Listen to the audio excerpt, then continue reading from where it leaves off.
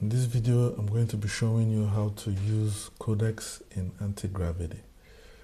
So one of the biggest problems while using Antigravity is that you run out of credits quite fast. So for example, if we go to settings, here, for example, I've already used up my credits, and it will take quite some time for it to be refreshed. For example, 2 days, 2 days for 2 days for Gemini 3.1 Pro, 2 days for Cloud, Sonnet 4.6, and then Opus 4.6. So this is a long time to wait. So I would like to use Codex to continue my work. And how do I achieve this? So there are two major ways to get this done. First of all, when you open up your browser, this is what you can do. So there's this address. You have to type in your chat bar. When you type in this address, you can use that to get the Codex plugin into your Antigravity. So this is the address. So basically, with this address, you can get the Codex plugin into Antigravity, and then this way you can work with it. So let's say if I open this, it forces me to open an Antigravity, and then here, I've already installed the OpenAI coding agent. So from here, I just have to click install and get that working.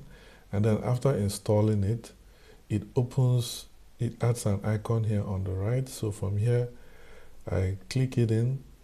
So I've already signed into my account, but by default from here, it forces me to sign into my account. But once after I've signed into my account, that is into my ChatGPT account, then from here I can choose whatever models that I prefer to use. I can choose any of these models and then continue my coding from here, directly inside Antigravity.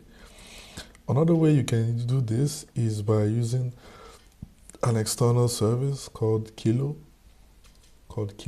And how do you use this? So first of all, you have to go to the website kilo.ai and sign up. So after you've signed up, you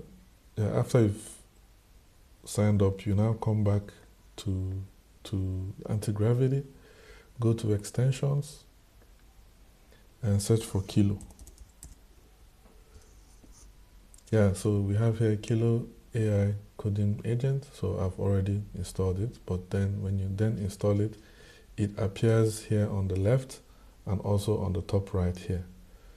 So when I close this up, so when I come in here, all I just need to do is to sign in. I click on profile.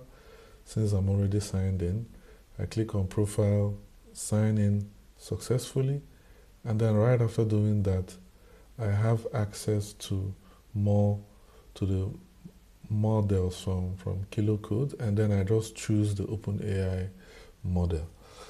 So typically for me, I would prefer the first way of doing this. So here I can also click here and then open the Kilo Code window, and then from here I can continue my coding rounds. But I think personally I just prefer the one from OpenAI because again it's OpenAI. Okay, thank you. I hope you enjoyed this. Bye.